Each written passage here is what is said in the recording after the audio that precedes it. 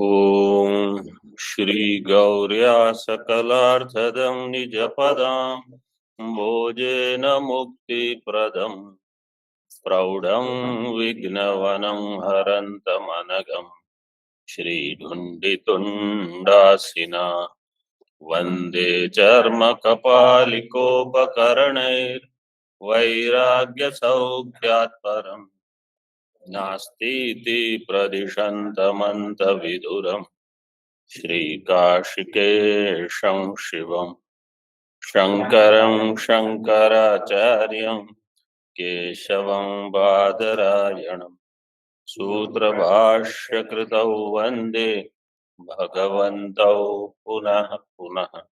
ईश्वरो गुरुरात्मेति मूर्तिभेदविभागिने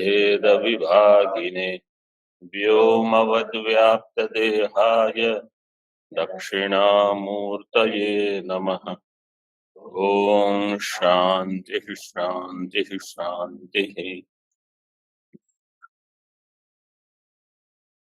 अध्यास का लक्षण क्या क्या था? परत्र पूर्वादृष्टावभासः स्मृति रूपः परत्र पूर्वदृष्टावभासः। इसमें से आवश्यक पद कौन से हैं? परत्रावभासः और स्मृति रूप और पूर्वदृष्ट ये उपपादक हैं। इसमें दो अन्य पक्ष की व्याख्याएं बताई थी, अन्यतु और अपरेतु। अन्यतु ताभ्याम दोषादित्रयजन्यत्वम। दोषादित्रय में क्या क्या है? दोष संप्रयोग संस्कार। दोष संप्रयोग और संस्कार। तो किसी ने कहा ये कार्य अध्यास का लक्षण है, ठीक है। अपरेतु, अपरे क्या कहते हैं? स्मृति रूप है स्मर्यमाण सदृश। स्मृति रूप जो होगा वो स्मर्यमाण सदृश होगा। स्मर्यमाण सदृश, इसमें स्मृति का अर्थ किया स्मर्यमाण। स्मर्यमाण का अर्थ क्या हो गया? विषय। ये अर्थाध्यास का लक्षण हो गया, ठीक है। और रूप है, रूप का अर्थ है सदृश। सदृश का अर्थ कर दिया सादृश्यम च प्रमाणाजन्य ज्ञान विषयत्वम। प्रमाण अजन्य ज्ञान का वो विषय होगा, ठीक है। और स्मृत्यारोपयो हो, अगली पंक्ति भी हमने देख ली थी। स्मृत्यारोपयो हो प्रमाणाजन्यत्वात् पूर्वदृष्ट पदम तज्जातीय परम।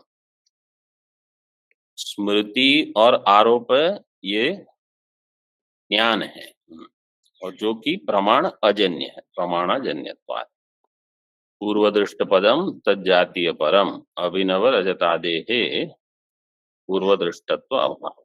पूर्वदृष्टत्व अभावात् अभिनव रजत जो है वो पूर्वदृष्ट नहीं है। आगे देखिए, तथा च प्रमाणाजन्य ज्ञान विषयत्वे सति पूर्वदृष्ट जातीयत्वम प्रातीतिक अध्यास लक्षणम ताभ्याम उक्तम। प्रमाणाजन्य ज्ञान विषयत्वे सति पूर्वदृष्ट जातीयत्वम। प्रमाण अजन्य ज्ञान विषय, जो प्रमाण जन्य ज्ञान का विषय नहीं होगा, प्रमाण से अजन्य है, जैसे स्मृति, वो प्रमाण अजन्य है। प्रमाण अजन्य ज्ञान, उसका विषय क्या हो जाएगा? क्या शब्द दोगे? स्मृति अपर, स्मृति अपरयोः सादृश्य नहीं, स्मर्यमाण। प्रमाणाजन्य ज्ञान विषय होगा स्मर्यमाण। प्रमाणाजन्य ज्ञान विषयत्वे सति पूर्वदृष्ट जातीयत्वम प्रातीतिक अध्यास लक्षणम ताभ्याम उक्तम। ये पूर्वदृष्ट और पूर्वदृष्ट भी ताभ्याम काभ्याम स्मृति रूप पूर्वदृष्ट। स्मृति रूप पूर्वदृष्ट, ये दो पद के द्वारा ये बताया है। प्रमाणाजन्य ज्ञान विषयत्वे सति पूर्वदृष्ट जातीयत्वम, ये लक्षण बता दिया। तो जो प्रमाण से जन्य नहीं हो ऐसे ज्ञान का विषय और पूर्व दृष्ट जातीय हो, ये अपरे कहते हैं। तो जो पूर्व में स्मृति रूपः दिया है, अपरेतु स्मृति रूपः, उसी का अर्थ हो गया प्रमाणाजन्य ज्ञान विषयत्व, प्रमाणाजन्य ज्ञान विषयत्व। ऐसा परत्र अवभाष शब्दाभ्याम अध्यास मात्र लक्षणम व्याख्यातमेव। परत्र अवभास, ये जो दो शब्द हैं, इन दो शब्दों के द्वारा अध्यास मात्र लक्षणम व्याख्यातम, ये लक्षण तो पहले ही हमने देख लिया है। अध्यास मात्र लक्षणम व्याख्यातमेव। आगे इस मत में, मतलब ये अपरे वाले ही चल रहे हैं अभी, क्योंकि इसका समापन कब तक होगा? अपरेतु आगे इति आहु दिया है, इस अगली पंक्ति के अंत में इति आहु, ये अपरेतु इति आहु, ये पूरे अपरे वाले हैं। तो पूर्वदृष्ट अवभास जो है, पूर्वदृष्टश्च अवभासश्च इति पूर्वदृष्टावभास है। तो इनके मत में पूर्वदृष्टावभास जो है वो कर्मधारय हो जाएगा।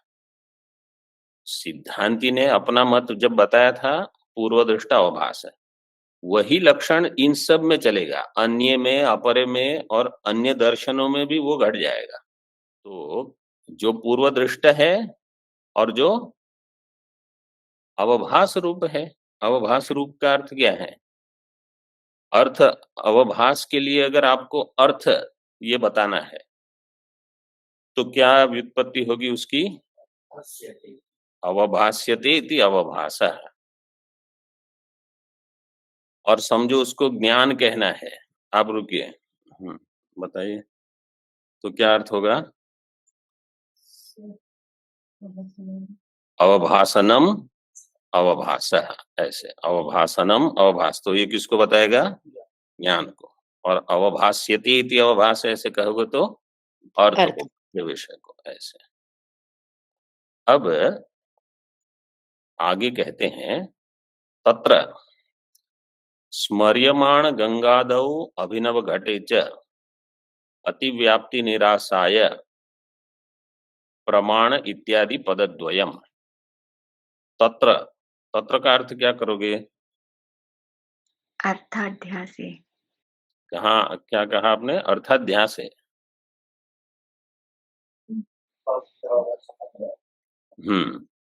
मत परत्र अवभास शब्दाभ्याम अध्यास है। तत्र का अर्थ है अध्यास का जो लक्षण है, अध्यास मात्र लक्षणम दिया है। तत्र का अर्थ जो पूर्व में पद दिए हैं, अध्यास मात्र लक्षणम, अध्यास मात्र लक्षणम कस्य? परत्रावभास। परत्र अवभास, ये जो दो शब्द है ये अध्यास का लक्षण है। इस लक्षण में स्मर्यमाण गंगादौ अभिनव घटे च अतिव्याप्ति निराशा है। केवल अगर इतना लक्षण आप करोगे तो वहां क्या हो जाएगा? अभिनव घट, स्मर्यमाण गंगा और अभिनव घट, इसमें अतिव्याप्ति हो जाएगी। इसलिए दो पद और जोड़ते हैं। क्या क्या पद जोड़ दिए?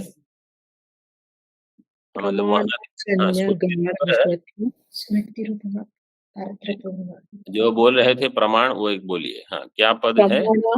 प्रमाणाजन्य ज्ञान विषयत्वे सति पूर्वदृष्ट जातीयत्वम्।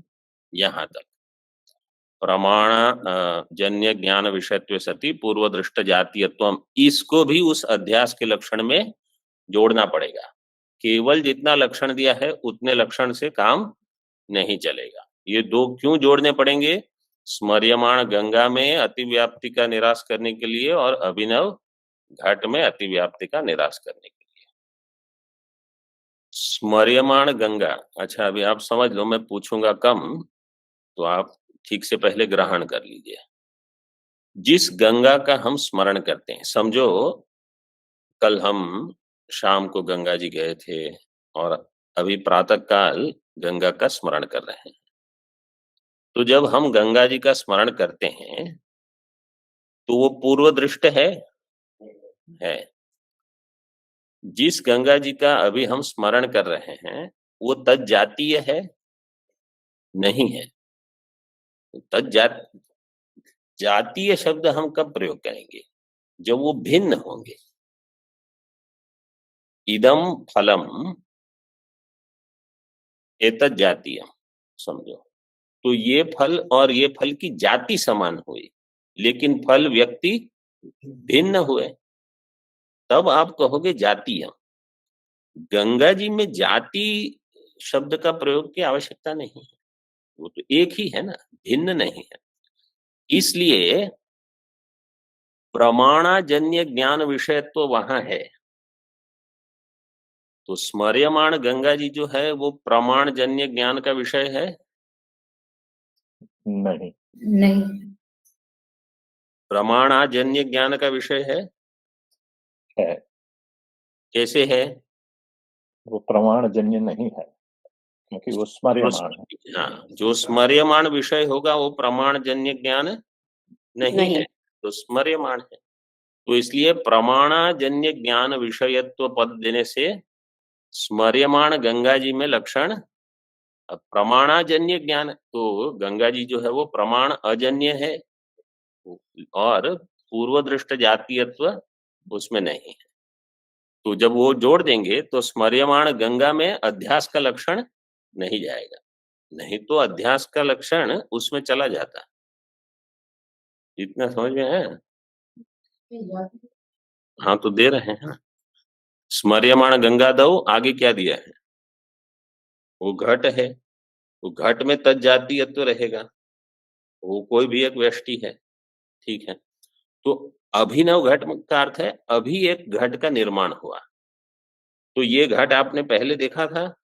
नहीं देखा था। इस घट के संस्कार थे पहले, लेकिन एक जातीय घट के संस्कार थे, हो गया। तो अब वहां ये घट जिसको आप देख रहे हो वो प्रमाणाजन्य ज्ञान विषय है, वो तो प्रमाणजन्य ज्ञान विषय है, क्योंकि उसका स्मरण नहीं हो रहा। वो प्रमाण का विषय तो है, लेकिन वो पूर्व दृष्ट जातीय है। तो इसलिए प्रमाणाजन्य ज्ञान विषयत्व कहने से अब वहां लक्षण नहीं जाएगा, ठीक है ना। अभिनव घट जो है वो पूर्व दृष्ट जातीय तो है, लेकिन प्रमाणाजन्य ज्ञान विषय नहीं है। और गंगा जी जो है वो प्रमाण, मतलब स्मर्यमाण गंगा जी प्रमाणाजन्य ज्ञान का विषय है।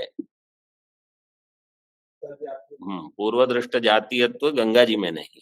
तो इसलिए अब उसी पंक्ति को देखिए, तत्र स्मर्यमाण गंगादौ अभिनव घटे च अतिव्याप्ति निराशाय प्रमाण इत्यादि पदद्वयम। उनके मत में ये दो पद जोड़ने से, मतलब भाष्यकार ने तो 4 पद दिए ही थे, स्मृति रूप, परत्र, पूर्व दृष्ट, अवभास। इसमें से स्मृति रूप और पूर्व दृष्ट, इसकी व्याख्या इस प्रकार प्रमाणजन्य ज्ञान विषय ते सती पूर्व दृष्ट जातीयत्वम ऐसा कर देंगे।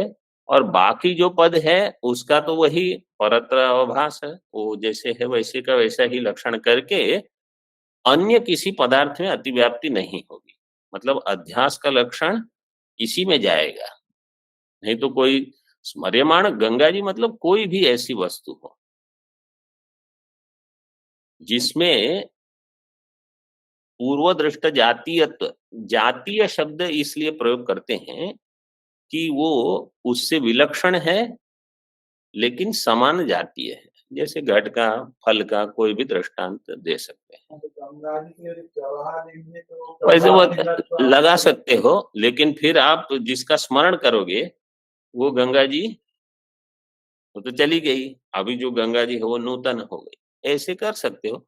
लेकिन ऐसी हमारी बुद्धि बनती नहीं, हम यही कहते हैं कि वही गंगा जी, जिस गंगा जी में जो गंगा, नहीं तो भगीरथ वाली गंगा जी तो फिर कहाँ पुण्य मिलेगा, वो गंगा जी तो चली गई, अब तो ये अभी नूतन आ रही है, वो हम मान के चलते हैं कि वही गंगा जी, वही जिसकी स्तुति भगवान भाष्यकार ने की, देवताओं ने की, उसी में हम अब स्नान कर रहे हैं। ऐसे इति आहु जी,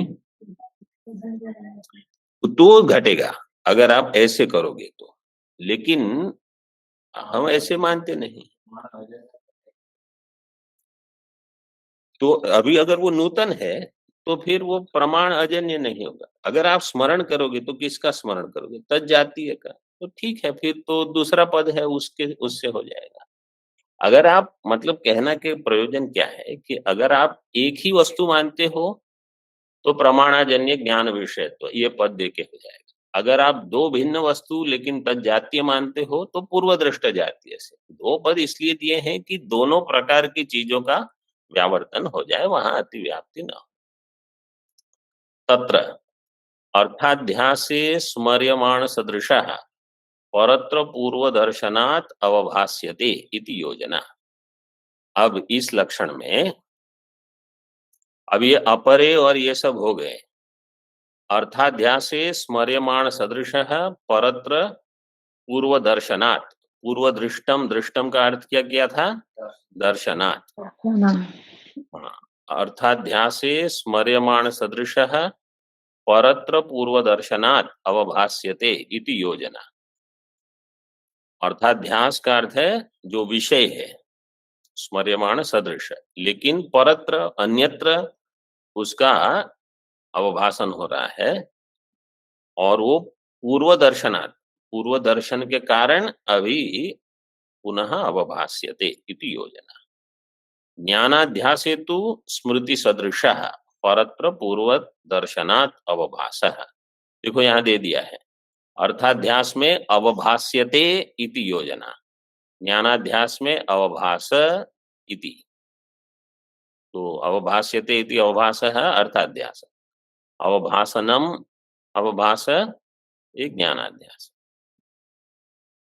स्मृति सदृशः परत्र पूर्व दर्शनात्, तो स्मृति, देखो दोनों में भेद आपको स्पष्ट रहेगा। ज्ञानाध्यास में शब्द का व्यवहार क्या किया? स्मर्यमाण। स्मृति, ज्ञानाध्यास में, मेरा प्रश्न ज्ञानाध्यास है। अरे जो पहले है वो पहले ही मैं प्रश्न करूं, ये आवश्यक नहीं है। ज्ञानाध्यास में दिया स्मृति शब्द और अर्थाध्यास में स्मर्यमाण, तो ये दोनों भिन्न हो गए। बाकी सब समान रखा है, सदृशः, परत्र, पूर्व दर्शनात्, और फिर अवभाष्यते और अवभाष, ये भेद कर दिया। इति वाक्यम योजनीयम इति संक्षेपः, इस प्रकार से इसका यहाँ संक्षेप हो गया। विसर्ग है हमारे इसमें, हाँ, संक्षेपः विसर्ग है। जिसको विसर्ग नहीं है उनको विसर्ग बनाना होगा।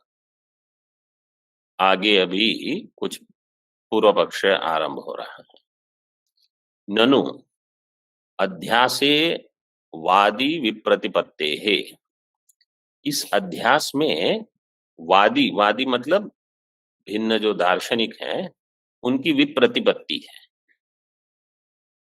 इस दो का लक्षण दिया है, मैं केवल पढ़ लेता हूं, आप सुन लीजिए, जो अर्थाध्यास ज्ञानाध्यास का।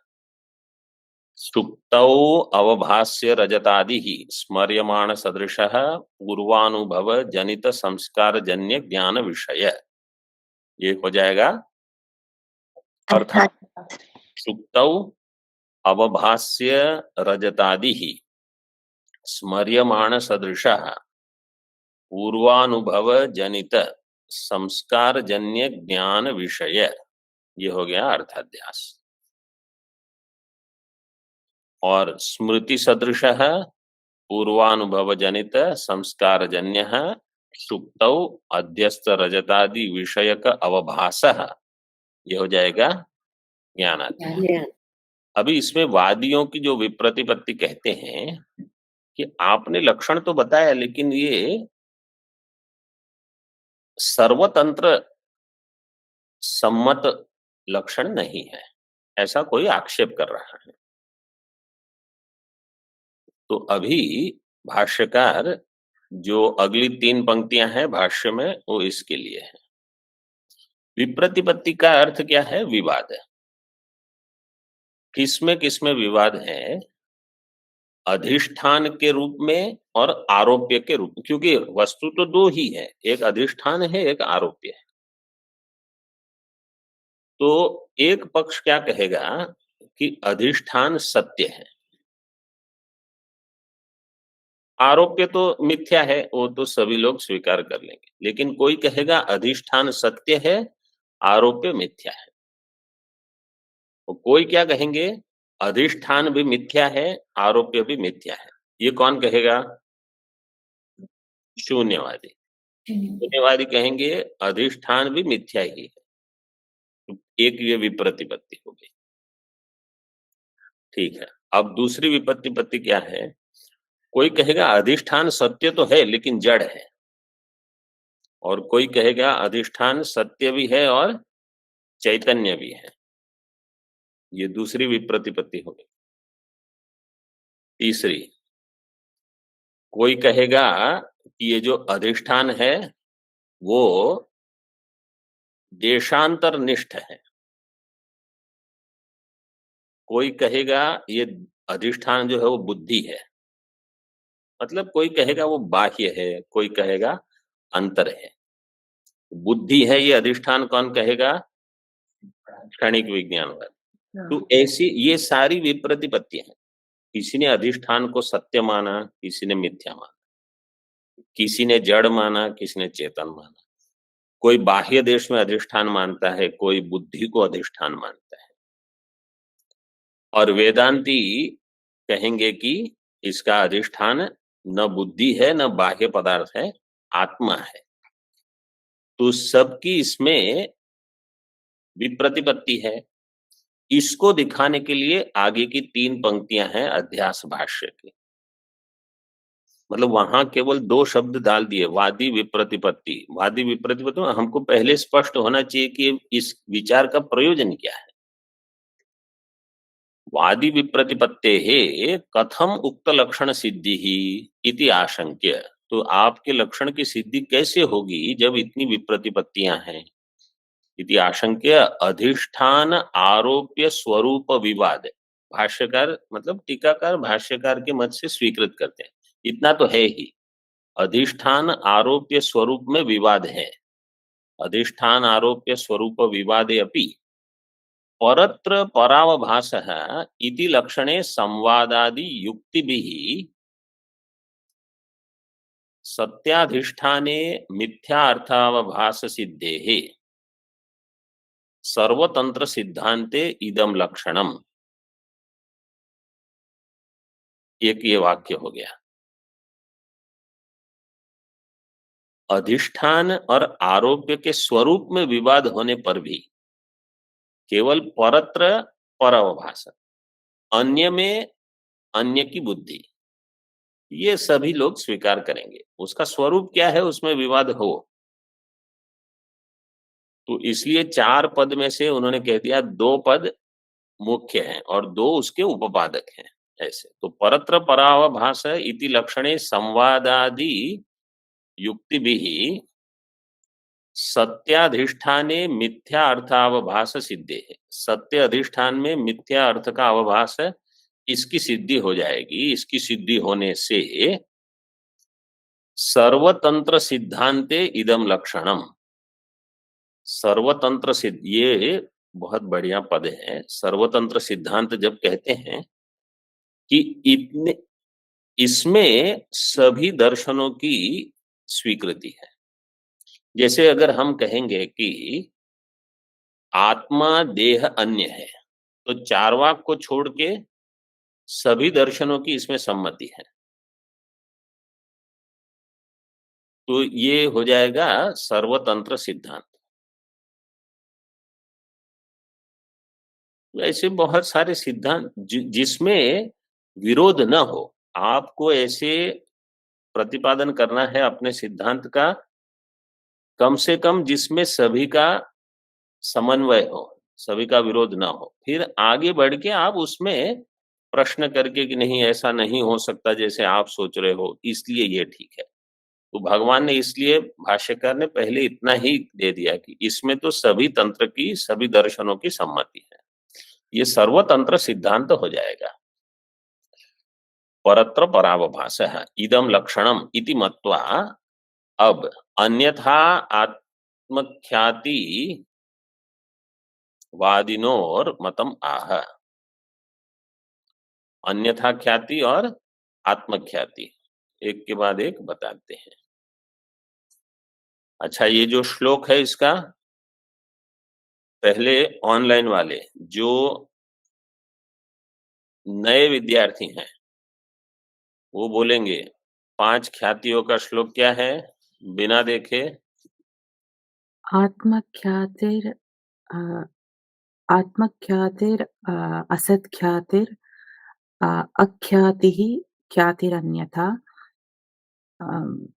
तथा निर्वचनीय ख्यातिर इत्येतत् ख्याति पंच अनिर्वचनीय नहीं, अनिर्वचन तो अनिर्वचन अनुष्टुप होगा। अनिर्वचनीय करोगे तो अनुष्टुप नहीं रहेगा। वो पुस्तक में जो दिया है, आपकी पुस्तक में अनिर्वचनीय दिया है, मतलब पहले आगे पीछे कहीं नहीं दिया। हाँ, जिसके पुस्तक में अनिर्वचनीय दिया है उसको अनिर्वचन कर दो। हिंदी में दिया है नीचे टिप्पणी में, अनिर्वचनीय नहीं तो अनुष्टुप नहीं रहेगा। अच्छा, और कोई अन्य कोपी?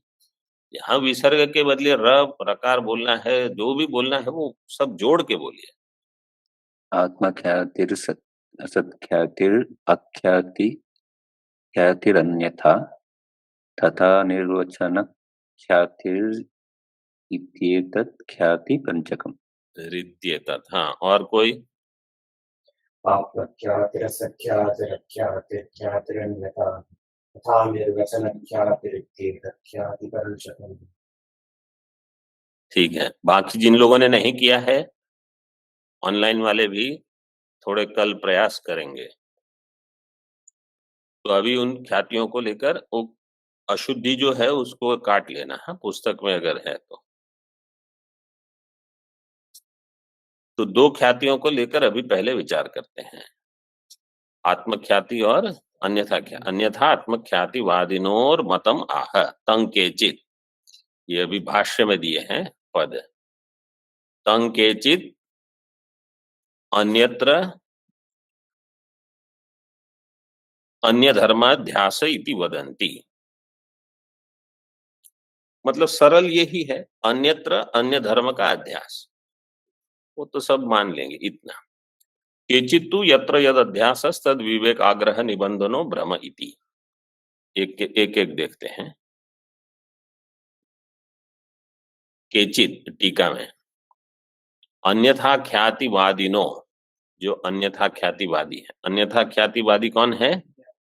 न्याय वैशेषिक, ये अन्यथा ख्यातिवादी।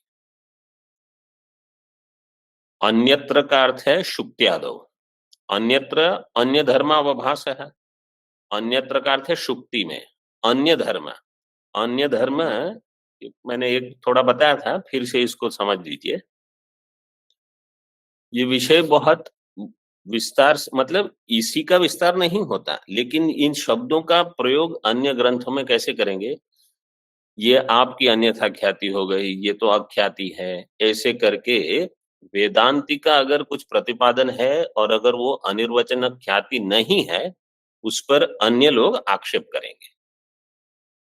तो ये अगर समझ में नहीं आया है तो आक्षेप भी समझ में नहीं आएगा कि वो कहना क्या चाहते हैं, हम गलत कहाँ हैं। तो इसलिए इसको ठीक से समझना है। अन्यत्र अन्य धर्म अवभास, तो ये क्या कहते हैं न्याय वाले, ज्ञान लक्षणा सन्निकर्ष मानते हैं वो। पूर्व अवस्थित शुक्ति, इसमें हटस्थ रजत जो है वो ज्ञान लक्षणा सन्निकर्ष वो मानते हैं कि यहाँ उस रजत का दर्शन हो रहा है। तो अन्यत्र का अर्थ है शुक्तव, शुक्त्यादव, अन्यस्य धर्मस्य अवभास। तो अन्य धर्म क्या है, देखो टीका में, स्व अवयव धर्मस्य, स्व अवयव, स्व से लेना रजत, कोई भी अवयवी कहाँ भासता है? अपने अवयव में। सभी अवयवी अपने अवयव में रहेंगे, तो जो रजत है वो भी अपने अवयव में रहेगा, उसके साथ आएगा उसके अवयव का धर्म। तो स्व अवयव धर्मस्य, ये हो गया उस रजत का जो चाकच इत्यादि धर्म है,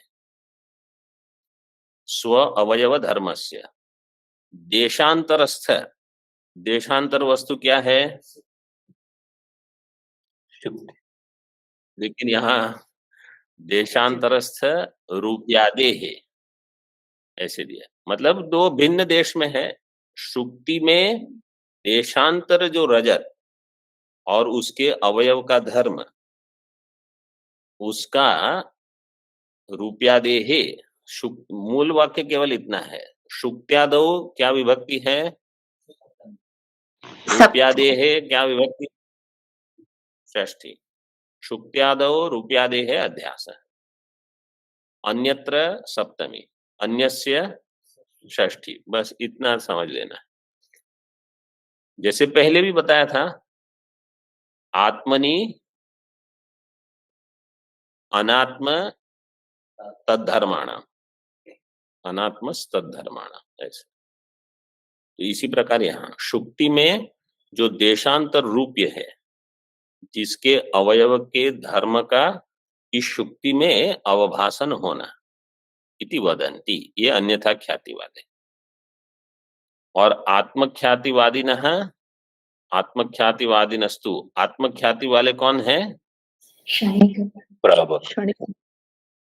आत्मख्या, देखो ऐसे अगर कंठस्थ करके रखोगे ना कुछ, तो जब याद नहीं रहेगा तो कुछ विचित्र उत्तर आ जाएगा। समझ के इसको समझना है, ये ज्ञान मार्ग ही ये है। कंठस्थ करना तो ठीक है। आत्मा की ख्याति, आत्मा मतलब जो ये मानते हैं कि सब कुछ आत्म रूप ही है, उसी की ख्याति है, उसी की भ्रांति हो गई, आत्मा में भ्रांति हो गई। क्षणिक विज्ञानवाद वाले, क्योंकि विज्ञान जो है उनके लिए आत्मा है, उनका ज्ञाता ज्ञान ज्ञेय सब कुछ आत्मा ही है। तो आत्मख्याति जब ये शब्द प्रयोग होगा तो क्षणिक विज्ञान। आत्मख्यातिवादिनस्तु बाह्य शुक्तादौ बुद्धि रूप आत्मनो धर्मस्य रजतस्य अध्यास। बाह्य शुक्ति में बुद्धि रूप आत्मा, आत्मनो धर्मस्य रजतस्य, आत्मा का जो बुद्धि रूप आत्मा का धर्म, यहाँ बुद्धि रूप आत्मा वो भी रजत है, बुद्धि रूप आत्मनो रजतस्य, तो वो गई आत्मख्याति। क्योंकि जो रजत है वो भी आत्मा है, और वो बाह्य शुक्ति है वो भी आत्मा ही है। तो जिसका अध्यास हो रहा है उसको कहेंगे ये आत्मख्याति। अधिष्ठान और आरोप्य में ये क्षणिक विज्ञानवादी सत्य किसको मानते हैं? अधिष्ठान को सत्य माने, शून्यवाद दोनों को सत्य नहीं माने। ये मतलब हाँ, जो क्षणिक है, तो क्षणिक बुद्धि में रूप्य के धर्म का अथवा रूप्य का अध्यास, तो वो जो अध्यास है वास्तव में वो है बुद्धि, लेकिन आपको लगता है ये रजत है, ऐसे। हाँ, वो भी क्षणिक है, इनका अध्यास जो है वो क्षणिक ही है। लेकिन अध्यस्त वहां है बुद्धि, इनके मत में। इसलिए देखो दिया है, बाह्य शुक्त्यादौ बुद्धि रूप आत्मनो धर्मस्य रजतस्य अध्यास।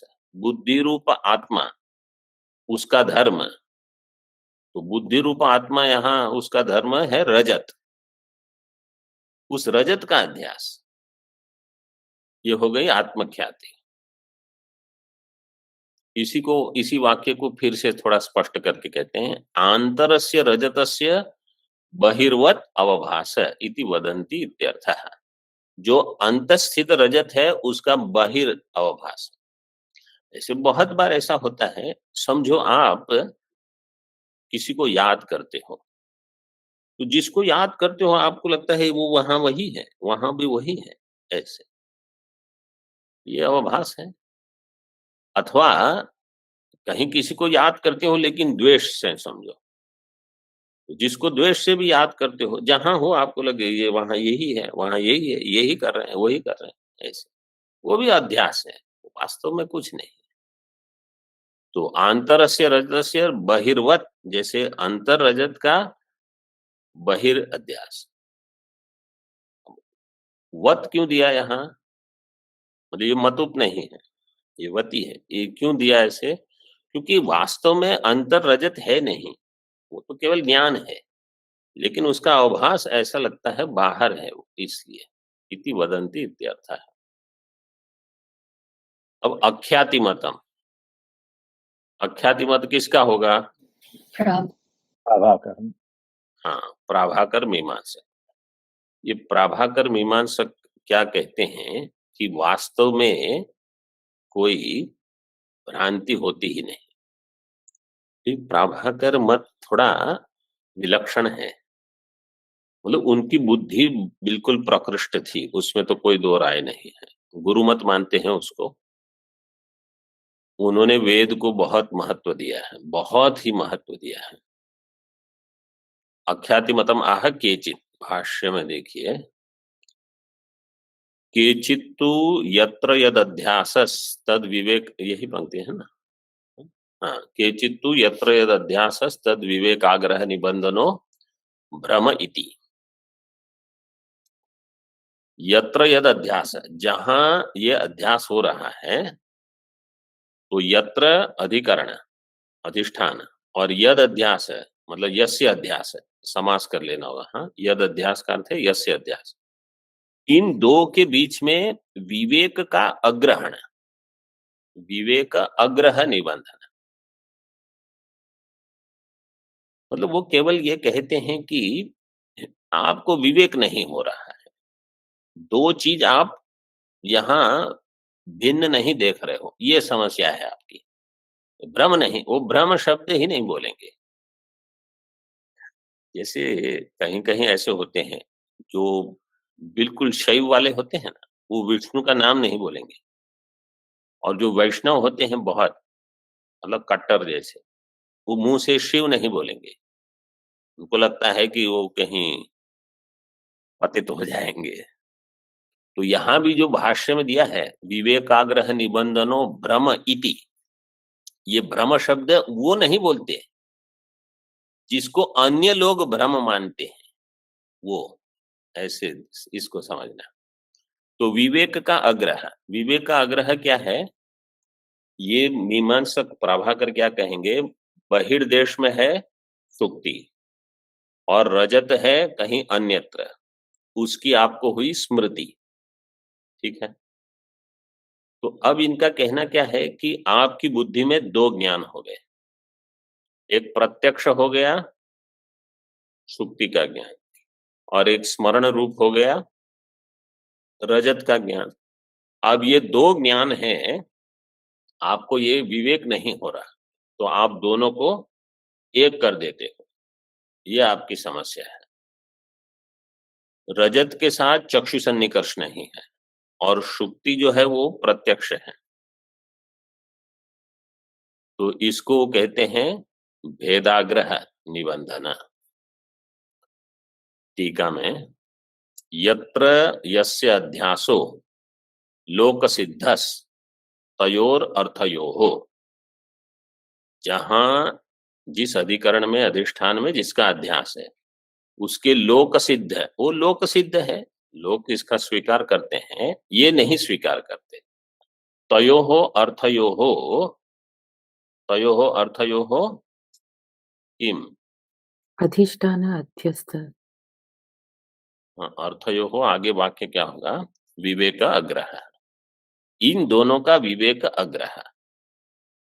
तद बुद्धियोश्च भेदाग्रहे, इनका भेद का अग्रहण, भेदाग्रहे सति तन्मूलो भ्रमः, तो तन्मूलक भ्रम हो जाता है। कैसे? इदम रूप्यम इति विशिष्ट व्यवहार इति वदंती इत्यर्थः।